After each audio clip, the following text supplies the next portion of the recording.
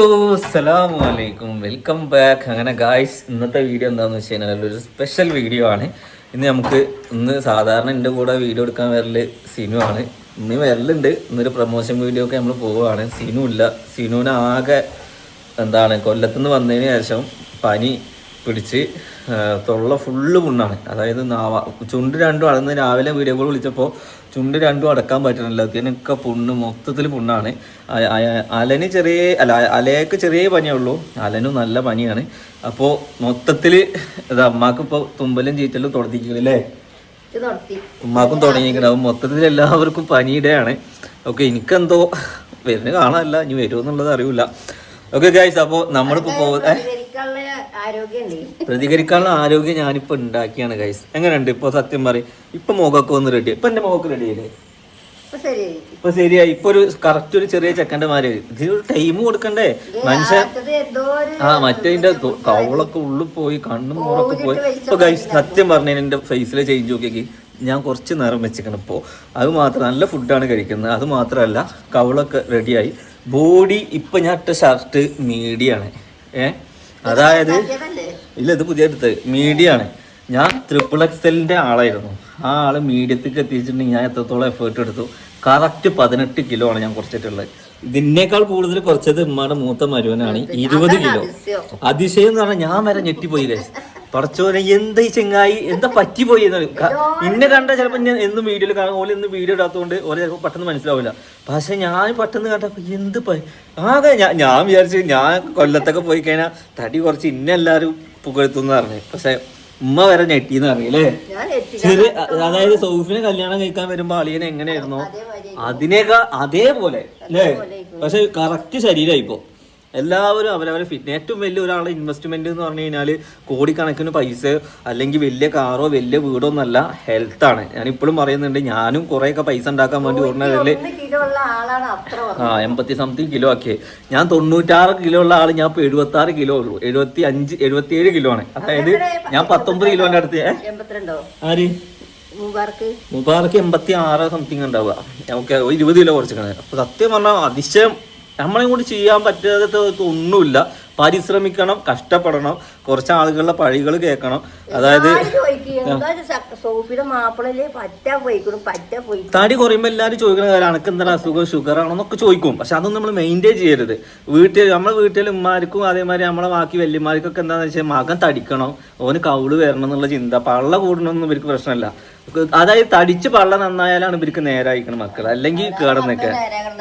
അത് അസുഖം അപ്പുറത്ത് നിങ്ങൾക്ക് അത് ചിന്തിക്കാനുള്ള ബുദ്ധി ഇല്ലാത്തതുകൊണ്ടാ. മനസ്സിലായില്ലേ? ചെറുപ്പത്തിൽ വാരി വലിച്ച് തിന്നുന്നല്ല. ഹെൽത്ത് എന്ന് പറഞ്ഞു കഴിഞ്ഞാല് മെയിൻറ്റെയിൻ ചെയ്ത് പോവാന്നുള്ളതാണ്. കാരണം നമുക്ക് എത്രയും പൈസ സംഭവിച്ചാലും അത് ആസ്വദിക്കണമെങ്കിൽ നമുക്ക് ഹെൽത്ത് വേണം. നമുക്ക് കുറേ പൈസ ഉണ്ട്, അപ്പുറത്ത് നമുക്കത് ആസ്വദിക്കാൻ നമ്മുടെ ഹെൽത്ത്, നമുക്കത് തിന്നാൻ പറ്റില്ല എന്നുണ്ടെങ്കിൽ എന്തെങ്കിലും കാര്യമുള്ളൂ? ഒരു കാര്യമല്ല. അതുകൊണ്ട് ഹെൽത്ത് മസ്റ്റായിട്ട് നിങ്ങൾ ശ്രദ്ധിക്കേണ്ട വേണം. അതിന് ഡയറ്റ് എടുക്കണമെങ്കിൽ ഡയറ്റ് എടുക്കണം. കാരണം ഡയറ്റ് എന്ന് പറഞ്ഞാൽ അപ്പോൾ പറയും തിന്നാൻ വേണ്ടിയിട്ടല്ലേ ജീവിക്കണേ. ഒക്കെ ശരിയാണ്, തിന്നാൻ വേണ്ടിയിട്ടാണ് ജീവിക്കണം. പക്ഷെ വെറും തിന്നരുത്. എന്തായാലും അതൊക്കെ നമ്മൾ അത് പറഞ്ഞു കഴിഞ്ഞാൽ കുറേ പറയാണ്ട് ഗൈസ്. അതൊക്കെ പിന്നെ പറയാം. ഇന്ന് ഞങ്ങൾ പോകുന്നത് നമുക്ക് കുറച്ച് പർച്ചേസും കാര്യങ്ങളും ഉണ്ട്. ഇനി മഴ കൊള്ളാൻ നിൽക്കണ്ട ഗൈസ്. അങ്ങനെ വണ്ടി നോക്കിയേക്ക് ഫുൾ ചളിയായി. ബ്ലാക്ക് വണ്ടി എടുത്ത് കഴിഞ്ഞുള്ള പ്രശ്നം ഡെയിലി കഴുകേണ്ടി ആയിരിക്കും. ഞാൻ ഇപ്പോൾ 2 ദിവസം ഞാൻ നിന്ന് കഴുകി, ഇന്ന് കഴുകണില്ല. ഇനി ഏതായാലും വണ്ടി 1000 കിലോമീറ്റർ ആവാനായിരുന്നു, സർവീസിന് അയക്കണേ. അതുകൊണ്ട് നമുക്ക് എന്താക്കാം, സർവീസിൻ്റെ അന്ന് കഴുകാം അല്ലേ. ചെരുപ്പ് അവിടെ പുതിയ ചെരുപ്പ് ഇട്ടോളേ. ഈ ഷൂറൊക്കെ ഞങ്ങളിപ്പോൾ പുതിയ വെച്ചാട്ടോ. കാരണം ചെരുപ്പ് തരം ചെരുപ്പാണ് മാക്കൊക്കെ. നമുക്ക് ഈ വണ്ടിയുടെ ഒരു ഫുൾ വീഡിയോ എടുക്കണമെന്ന് ഞാൻ വിചാരിച്ചേനി. പക്ഷെ അത് ഞാൻ ഇൻഷാ അല്ലാ വണ്ടി കഴുകിയിട്ടേ ഞാൻ വൃത്തിക്ക് എടുക്കുള്ളൂ കേട്ടോ. അത് ഡീറ്റെയിൽ ആയിട്ട് ഇടണം. പിന്നെ വണ്ടിന്റെ വില ചോദിച്ചവരുണ്ട്, അതൊക്കെ നമുക്ക് പറയാം. എത്ര? 50 പറഞ്ഞ 50 അല്ല, കറക്റ്റ് വില പറയും. 25 പൈസ കറക്റ്റ് വില പറയും. 25 പൈസയാണോ ഗൈസ്? 25 ലക്ഷം അല്ലേ? 25 ലക്ഷമുള്ള വണ്ടിയിൽ ഏതെങ്കിലും ഒരു ദിവസങ്ങളിൽ കാറിൽ കയറുന്നൊക്കെ വിചാരിച്ചിക്കണോ? ആ സ്വപ്നം നടക്കണില്ലേ? അതാണ് ഒരു മനുഷ്യന്റെ ജീവിതത്തിൽ ആഗ്രഹം ഉണ്ടെന്നുണ്ടെങ്കിൽ നാളെ മരിച്ചു പോയാൽ ചിലപ്പോ ഇതിൽ കേറാൻ പറ്റിക്കൊള്ളുന്നില്ല. ആരെ? അത് നമ്മുടെ സ്വന്തം വണ്ടിയാണോ? അല്ല, നമ്മുടെ സ്വന്തം വണ്ടിയില് നമ്മുടെ സ്വന്തം വണ്ടിയിൽ നമുക്ക് പോകുമ്പോ കിട്ടുന്ന ഒരു സന്തോഷമുണ്ട്. ചിലപ്പോ മരിച്ചു പോകുമ്പോ ഇതൊന്നും കൊണ്ടുപോകുന്നില്ല.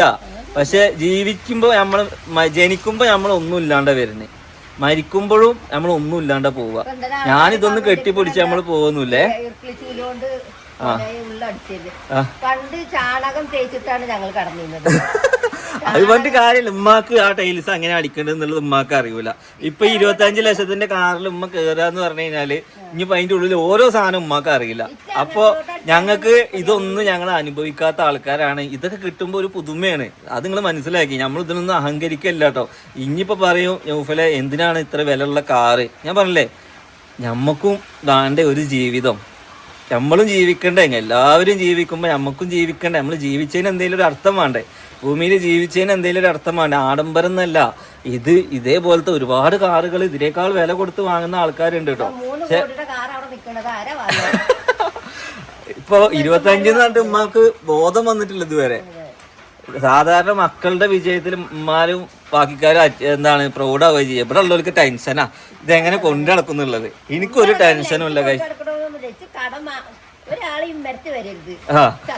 അത്രേ ഉള്ളൂ. ഇന്നത്തെ വരെ വന്നിട്ടില്ല. ഓക്കെ, ഞാൻ എന്താന്നറിയാം, എന്റെ ഒരു ആഗ്രഹം എന്താന്ന് വെച്ചാൽ ഞാൻ ഇതിലിരിക്കണ മാതിരി എന്റെ ബാക്കിക്കാരും ഓരോ ദിവസം ഓലും സന്തോഷത്തോടു കൂടി ഓലും പ്രൗഡായിട്ട് എനിക്ക് മിന്നാന്ന് നിങ്ങൾ തറവാട്ടിൽ നിന്ന് ഇറങ്ങി വരുമ്പോ നിങ്ങൾ ആ വള്ളിച്ചെരുപ്പ് ഇട്ട് വരുമ്പോ സൈഡിലുള്ള ആൾക്കാർ നിങ്ങളെ നോക്കുകയാണ്. എങ്ങനെ കാലുവണ്ടിക്ക് മടക്ക വണ്ടിക്ക് പോയിരുന്ന ആചാർ 25 ലക്ഷത്തിന്റെ കാറിൽ പോവാണെങ്കിൽ ആ ആചാറാക്ക് അതൊരു പ്രൗഡാണ്. അതിൽ ഒരു ദിവസമെങ്കിലും നിങ്ങൾ അത് അഭിമാനിക്കണം. അഹങ്കാരമല്ല. അതെന്താന്ന് പറയാ, അങ്ങനെ നമ്മൾ ജീവിക്കണം. ഏതൊരാളും സ്വപ്നം കാണുക എന്താ വെച്ചാൽ ഒരു ദിവസം എല്ലാരെയും പോലെ പൈസ നോക്കാതെ ജീവിക്കാൻ പറ്റണം എന്നുള്ളത്, പട്ടിണി മാറണം എന്നുള്ളതൊക്കെ ശരി തന്നെയാണ്. നിങ്ങൾ കഷ്ടപ്പാട് അനുഭവിച്ചിട്ടുണ്ട്. കൈ നമ്മൾ സിറ്റുവേഷൻസിനനുസരിച്ച് ജീവിക്കും. ചിലപ്പോ ഇനി ഒന്നും ഇല്ലാതെ ജീവിക്കേണ്ടി വരും.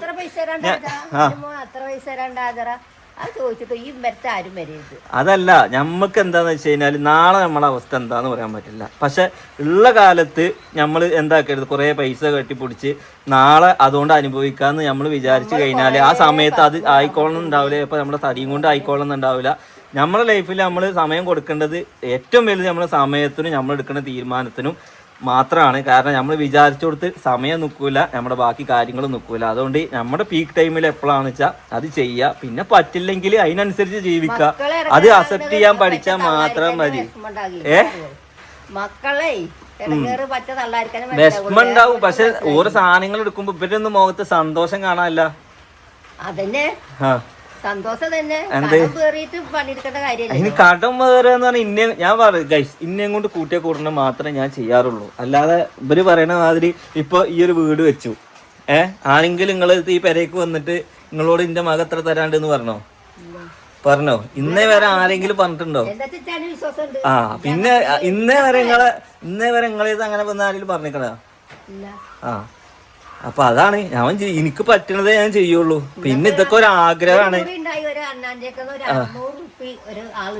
അന്ന് എനിക്കത് അടക്കാൻ പറ്റില്ല. അന്നൊരു ദിവസം വാപ്പ അത് കൊടുക്കാണ്ട് അയാള് വന്നിട്ട് പൈസ തരി ഞാൻ എടുത്താളെ ചെലവാക്കി ഞാനെവിടുത്തത് കൊടുക്കുന്നത്. ഫ്രണ്ട് സീറ്റിലിരിക്കും. എന്നിട്ട് ഇതിന്റെ നമ്മളെ മുതോമ്പറൊക്കെ ഒന്ന് ഞാൻ തണുപ്പിക്കട്ടെ. മുതോമ്പറൊക്കെ ഞങ്ങളെ തണുപ്പിക്കാം. വണ്ടിന്റെ ഒക്കെ ഫുൾ അപ്ഡേറ്റ് ആണ്. ഫുൾ സൺ റൂഫ് മൊത്തത്തില് സെറ്റാണ്. നിങ്ങളെ മുതോമ്പറൊക്കെ ഒന്ന് തണുപ്പിച്ചിട്ട് ഒന്ന് യാത്ര ചെയ്യാം നമുക്ക്. ഓക്കെ, ഇതാണോ ഇവിടെ അങ്ങോട്ട് അമർത്തി നിങ്ങളുടെ സീറ്റിൽ എന്ത് വരും? കാറ്റ് വരും. ചാരി ഇരിക്കും. കാറ്റ് വരട്ടെ. ഇരിക്കും, ചാരി ഇരിക്കും. ഇങ്ങനെ AC ഇരുന്നിട്ടൊക്കെ കുറച്ച് യാത്ര ചെയ്യും. ഇരിക്കും. വരുന്നുണ്ടോ? ആ AC അല്ലേ നിങ്ങളുടെ മുതമ്പറത്ത് കാറ്റ് വരുന്നുണ്ടോ? വരുന്നുണ്ടോ?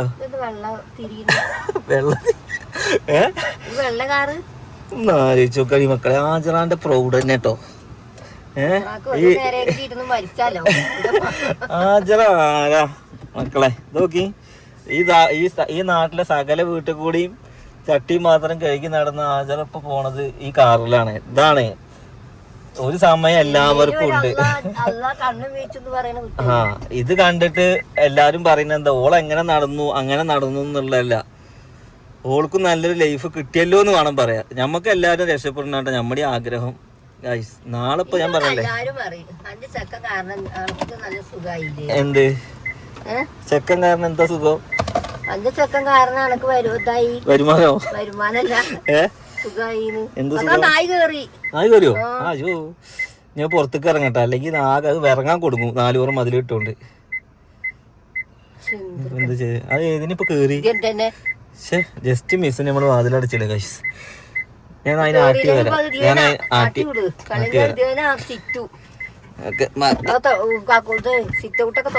വണ്ടി കുറച്ച് മുമ്പിലിക്കട.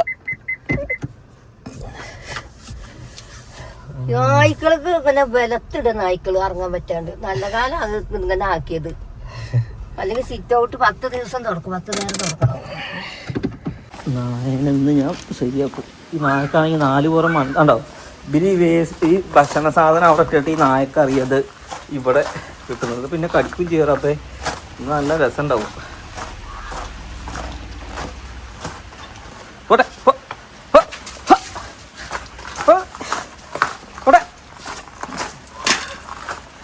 ഗൈസ് നമ്മള് കാറിൽ കയറി. എങ്ങനെയുണ്ട് കാർ? എങ്ങനെയുണ്ട്? അടിപൊളിയാണ്. ആരെങ്കിലും നിങ്ങളോട് ചോദിച്ച വല്ലതും? ഞാൻ ചോദിച്ചാ എവിടേക്കും പോയിട്ടില്ല. മറ്റേമ്മ ഇന്നലെ ജാട് വന്നില്ലേ, അപ്പൊ കുഞ്ഞുമോക്കാക്കൊക്കെ വന്ന് കണ്ടു നോക്കി. അപ്പൊ മറ്റേമ്മ പറയുന്നുണ്ടല്ലോ കാറൊക്കെ അതിന്റെ ഒക്കെ പോലൊക്കെ തന്നെ. നിങ്ങൾ സീറ്റ് ബെൽറ്റ് അടി. അങ്ങനെ ഗായ്സ് നമ്മള് പോവാ. ഇതെവിടെ കുത്തുണ്ടെന്ന് അറിയില്ലേ? ഇത്രയും കാലം വണ്ടിയിൽ നടന്നിട്ട് സീറ്റ് ബെൽറ്റ് ഇവിടെ കുത്ത കുടുങ്ങിയൊരു ഫീൽ ഉണ്ട്. ഉമ്മ അധികം ഫ്രണ്ടിലിരിക്കാത്ത കാര്യം എന്താ വെച്ചാൽ സീറ്റ് ബെൽറ്റ് ഒരു പൊറുതികേടാണെന്ന് പറഞ്ഞിട്ട് ബാക്ക് പോയിട്ട് കുത്തിരിക്കാൻ. നാട്ടുകാർ പറയും മരുവള് മുമ്പിൽ ഇരുന്നിട്ടാണ് ഉമ്മ മുമ്പിലിരിക്കാത്തിരുന്നത്. ഇതേ പണ്ടൊക്കെ ആണെങ്കിൽ കുഴപ്പമില്ല, അപ്പൊ എല്ലായിടത്തും കൂടി ക്യാമറ ആവുകൊണ്ട് നമ്മുടെ സേഫ്റ്റിക്കാണ് കേട്ടോ. നമ്മള് ക്യാമറ വെച്ചത് നമ്മള് ഒരു ഒഴിവുകേടിഞ്ഞല്ല, നമ്മുടെ സേഫ്റ്റിക്കാണ് ഈ സർക്കാർ ഇതൊക്കെ ചെയ്യുന്നതും മൊത്തം ചെയ്യുന്നതും. അത് വെച്ചിട്ട് ഉമ്മാക്ക് എന്താന്ന് വെച്ചാൽ അതൊരു ഇടങ്ങാറാണ് വെച്ചിട്ട് ഉമ്മ ബാക്ക് പോയി കുത്തിരിക്കലും. ബാക്കിലാണെങ്കിൽ ഈ വണ്ടിയുടെ ബാക്കിൽ നല്ല സുഖമാണ്, കാരണം അത്യാവശ്യം സ്പേസ് ഉണ്ട് അല്ലേ. പൂച്ച കയറിയിട്ടാണ്, നായ്ക്കളും പൂച്ചയും കയറിയിട്ടാണത്. അങ്ങനെ ഗൈസ് നമ്മുടെ യാത്ര നേരെ പെരിന്തൽമണ്ണയിലോട്ടാണ്. എന്തായാലും ഞാൻ അവിടുത്തെ വീഡിയോ വേറൊരു വീഡിയോ ആയിട്ട് പർച്ചേസ് ചെയ്യാനൊക്കെ ഉണ്ട്, ഞാൻ പിന്നെ ഇട്ടരാം. ഗൈസ് ഈ ഒരു സാധനം നിങ്ങളുടെ ലൈഫിൽ നിങ്ങൾ നോട്ട് ചെയ്ത് വെച്ചോളി, കാരണം ഇത് നിങ്ങൾക്ക് ഉപകാരപ്പെടും. വേറൊരു വഴിയില്ല, എനിക്കത് ചെയ്തേ പറ്റൂ എന്ന സംഭവങ്ങളെ മനസ്സിൽ ദൃഢമായിട്ടുള്ളൊരു തീരുമാനം എടുക്കുക. ചിലപ്പോൾ നിങ്ങളെ ബോഡി കൊണ്ടും നിങ്ങളെ ഹെൽത്ത് കൊണ്ടും നിങ്ങളെ തടി കൊണ്ടും ഒന്നും വെയ്യ നിങ്ങൾക്ക് മടിയാണെന്നുണ്ടെങ്കിൽ വേറെ വഴിയില്ല, നിങ്ങൾക്കത് ചെയ്തേ പറ്റുള്ളൂ എന്ന് നിങ്ങൾ സ്വയം തീരുമാനിക്കുക. നിങ്ങളെ സപ്പോർട്ട് ചെയ്യാൻ ആരും ഉണ്ടാവില്ല, അപ്പോൾ നിങ്ങൾ എന്താ വിചാരിക്കണ്ടേ? സപ്പോർട്ട് ചെയ്യാൻ ആളില്ല വെച്ചിട്ട് ഒന്നും ചെയ്യാതിരിക്കരുത്. വേറൊരു വഴിയില്ല, എനിക്കത് ചെയ്തേ പറ്റൂ. ചിലപ്പോൾ നാട്ടുകാരെന്തെങ്കിലുമൊക്കെ പറയും എന്നൊക്കെ റിഗ്രറ്റ് അടിച്ചിട്ടും ടെൻഷൻ അടിച്ചും നിൽക്കുകയാണെന്നുണ്ടെങ്കിൽ അതൊക്കെ മാറ്റിക്കുക. എന്നിട്ട് വേറൊരു വഴിയില്ല, എനിക്കത് ചെയ്തേ പറ്റൂ എന്ന ആ ഒരു ഹെഡ്ലൈൻ നിങ്ങളുടെ ലൈഫിൽ മുന്നോട്ട് കൊണ്ടുപോകണമെങ്കിൽ നിങ്ങൾക്ക് എന്തും നേടാൻ വേണ്ടി പറ്റും. ഓക്കെ, ഞാൻ ആ സംഭവത്തിലാണ് മുന്നോട്ട് പോക്ക്. കാരണം ഞാൻ ആരെയും നോക്കലൊന്നുമില്ല. ഞാൻ ഒരു സാധനം ഇപ്പൊ ഈ വണ്ടി എടുക്കണത് ഇവരറിഞ്ഞിട്ടുണ്ടാവും എപ്പോഴാവും എടുക്കാൻ പോകുമ്പോഴാണ്. കാരണം ഇന്നേം കൊണ്ട് ഇത് പറ്റും എന്ന് ഞാൻ ആദ്യം തീരുമാനിച്ച് ചെയ്യും. ഇതുവരെ ഉള്ള കാര്യങ്ങൾ അങ്ങനെയാണ്. ചെയ്യാൻ പറ്റുന്നത് മാത്രമേ ചെയ്യലുള്ളൂ, പറയലുള്ളൂ. ആദ്യം തന്നെ മുൻകൂട്ടി എല്ലാം ആരോടും പറയലില്ല.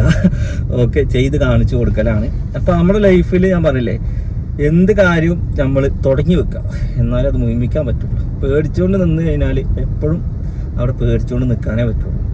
ഓക്കെ, തുടങ്ങിയാലൊക്കെ അതിൻ്റെ വഴിക്കാണ്ട് നടക്കും, ബാക്കി അല്ല. പക്ഷെ പരിശ്രമിക്കാതെ നിങ്ങൾ ഇരിക്കരുത്. കാരണം അത് പരാജയപ്പെടുന്നു നമ്മൾ ആദ്യമേ തീരുമാനിച്ചു കഴിഞ്ഞാൽ പിന്നെ അതിൽ നിങ്ങൾ ചെയ്യാതിരിക്കുക നല്ലത്. ചെയ്ത് തുടങ്ങുക, എന്നിട്ട് പരാജയപ്പെടുകയാണെങ്കിൽ ചെയ്തു എന്നുള്ള ഒരു എന്തുണ്ടാവും, നമുക്കൊരു മനസ്സിനൊരു സുഖം ഉണ്ടാവും. ചെയ്യാതെ അത് പരാജയപ്പെടുന്നു പേടിച്ച് നിൽക്കുകയാണെന്നുണ്ടെങ്കിൽ നിങ്ങൾ ലൈഫിൽ നല്ല ജീവിതത്തിൽ മൊത്തത്തിൽ നിങ്ങൾ ഒരു പരാജയമായിട്ട് മാറും. എന്തായാലും ഇതൊക്കെ മുൻനിർത്തി പോവുകയാണെന്നുണ്ടെങ്കിൽ രക്ഷപ്പെട്ടവർക്ക് വലിയ കുഴപ്പമൊന്നും ഉണ്ടാവില്ല.